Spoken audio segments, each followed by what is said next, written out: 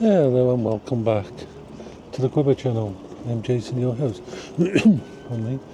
I'm on my way home. I've just picked up some shopping, got some treats for the dog. Now, I want to talk about the Baja or the Badger Bandit. It's a Pride mobility scooter. Now, what I'm going to be purchasing later in the year is the scooter cabin that's going to deal with all the long distance and bad weather stuff, but I want something that I can still get inside places with, and my Pride Revo is what I use at the moment. I love the Pride Revo, but it was second hand when I have it. It had water damage, and therefore it's another one that is not fully functional anymore. Now, I could just get another Pride Revo, but Pride have just come out with one of their models in the UK called the Badger Bandit. It's slightly bigger, it's like the bigger brother of the Revo. It's an 8-mile one, a class 3. It's got all the same safety stuff as the Quingo, but it comes apart just like the Pride Revo and will fit in a boot. It is amazing.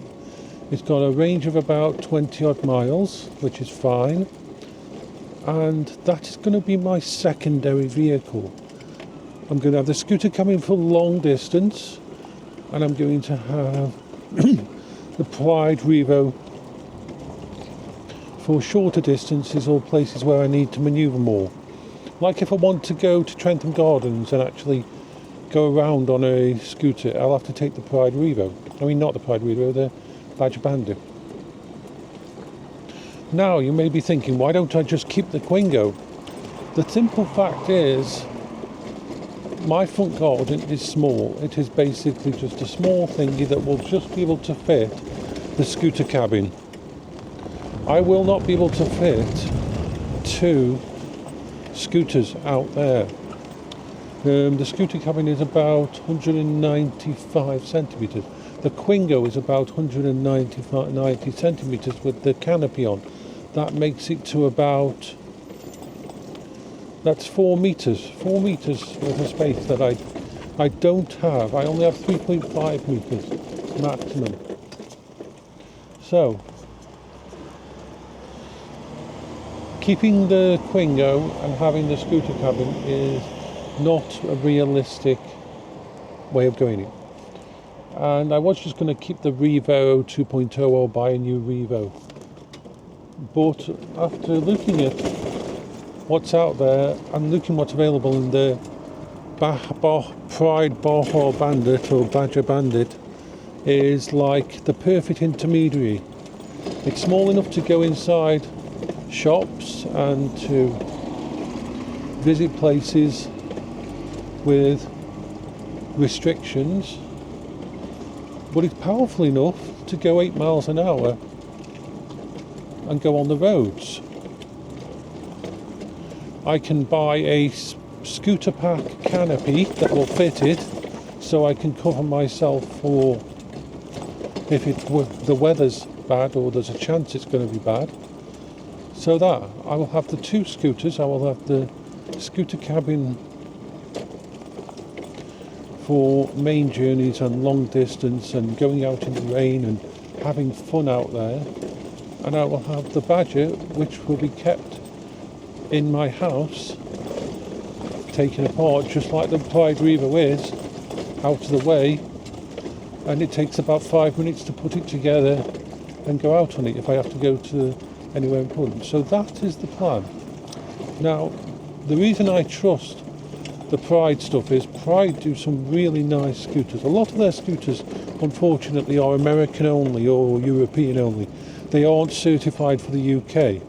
The Pride Revo was their best one for the UK, but now that they've actually got the Badger Bandit as a class 3, that's perfect. It could probably even fit on the train.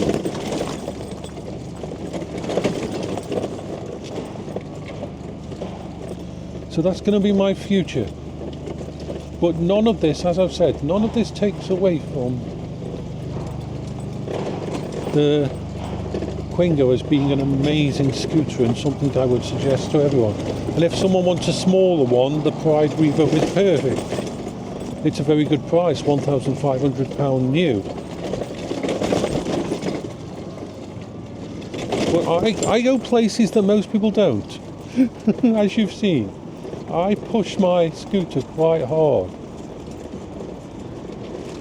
I revel in my freedom, my independence, after being so long not having any kind of freedom and independence. It is really, really important to me to be able to go places and not to be limited. I don't want a scooter that I'm limited to go places in. I want to go further. I want to go to other towns.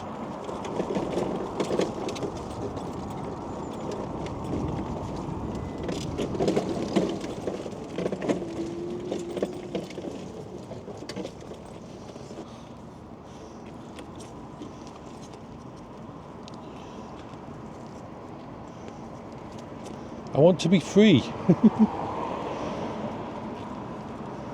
And my disabilities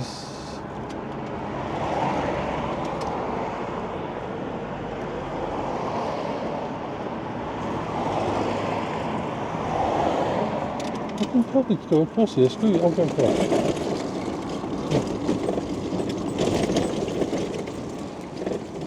When you've been stuck in the house, I mean, a lot of people don't understand what's that like, although they should, because when we had COVID, you all knew what it was like to be stuck in your house, to be locked in. You should have seen, everybody who's an able-bodied person should now have more fucking empathy with disabled people, because able-bodied people think that we're lazy about at home, that it's just luxury. But as you found out with COVID, that staying home because you're having a break, having a rest, and having a nice weekend or a nice holiday is very fucking different than being told that you can't leave your house and you're locked in. How long did it take for you to go a little crazy and get a bit little twitchy during those times? And imagine that it's like that for disabled people all the time. We are locked in by our disabilities.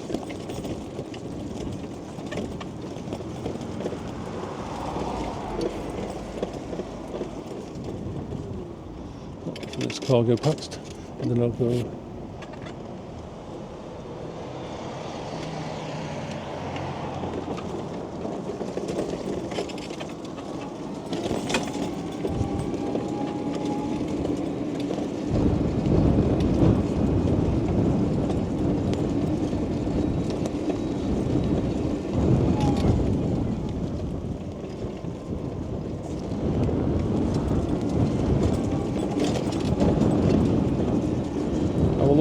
Let cars go first, and always try to get out of the way of cars.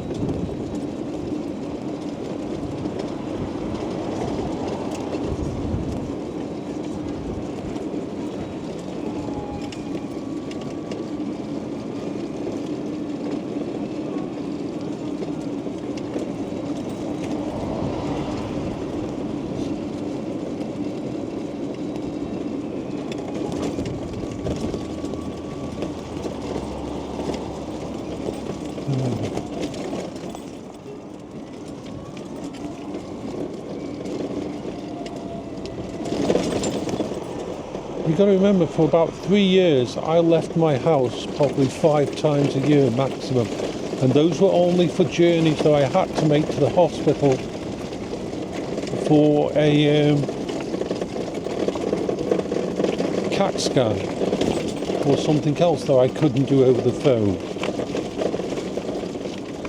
And those times wore me out. It was like 3 days ahead to plan. Yes, I had to start planning 3 days ahead to be able to leave the house. And then I'd be so mentally destroyed by actually going out that for 3 days afterwards I wouldn't be able to fucking do anything. This This wasn't a fun time. I coped because I had to.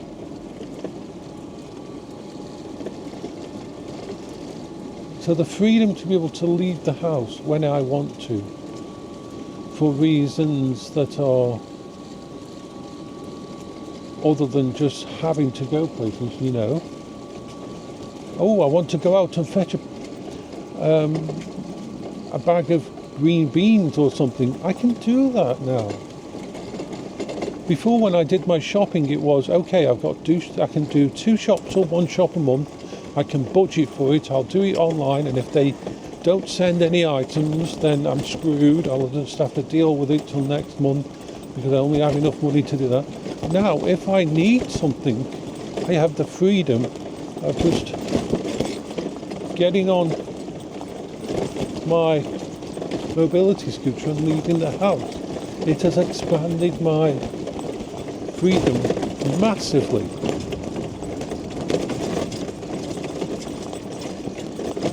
I know that we're slow. I know that we take up room on roads and that. So I'm always considerate of cars. I'm always considerate of people on pavements as well.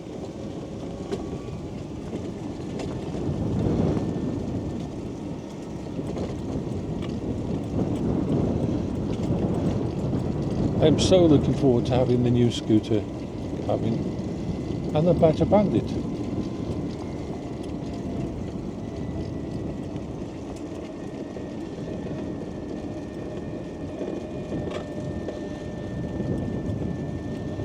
So we've done a total of 904.9 miles on this vehicle since we had it.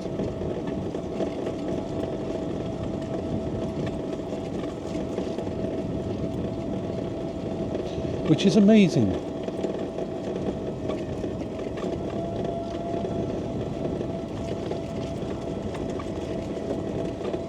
Yes, it's squeaking a lot more, and yes, it's got issues that have come about, but then again, you're supposed to service one of these vehicles every 1,000 miles, and that's with normal use. I think that living in a place like this, dealing with this kind of payments and tracks and that, something like the Quingo needs servicing probably every 600 miles. The service is only £150 to have £149, I believe, for them to come out and do a full check. And that's not a bad thing to keep you on the road.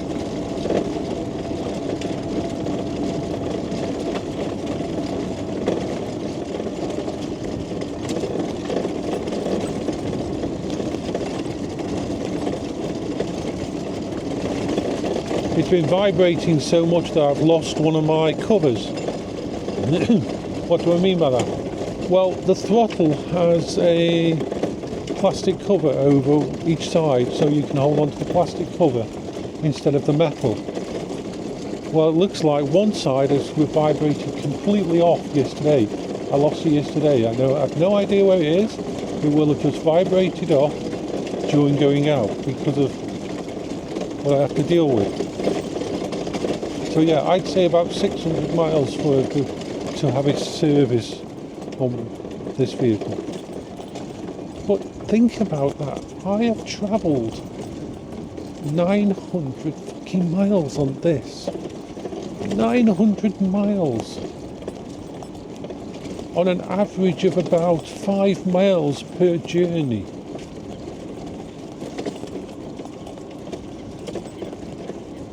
That is absolutely amazing.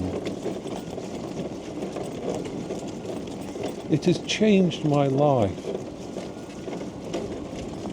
I never have to worry about, the batteries are so good on it and can last for so long that you could travel anywhere.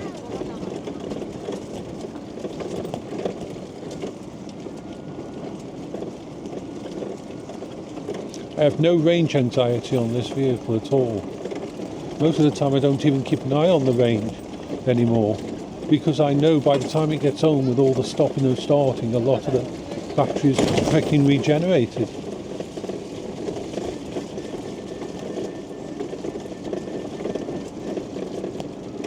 You probably only need, I'd say, if you live in a really nice city with urban, really well maintained pavements and roads, then you probably only need to do a test on this do a service every 1200 miles.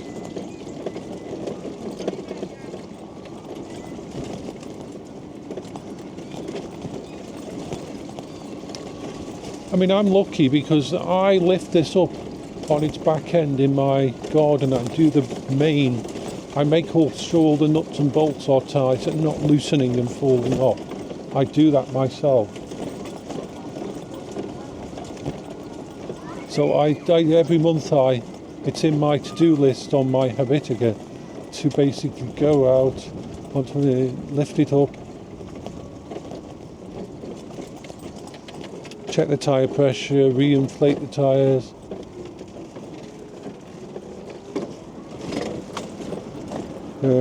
check every single nut and bolt on the wheels, on the under chassis, check the springs haven't come loose, because one of the things you can lose on a Quingo is the springs. I do all of that myself every month because I know what vibration does to a device like this, and I know how much vibration this vehicle goes through.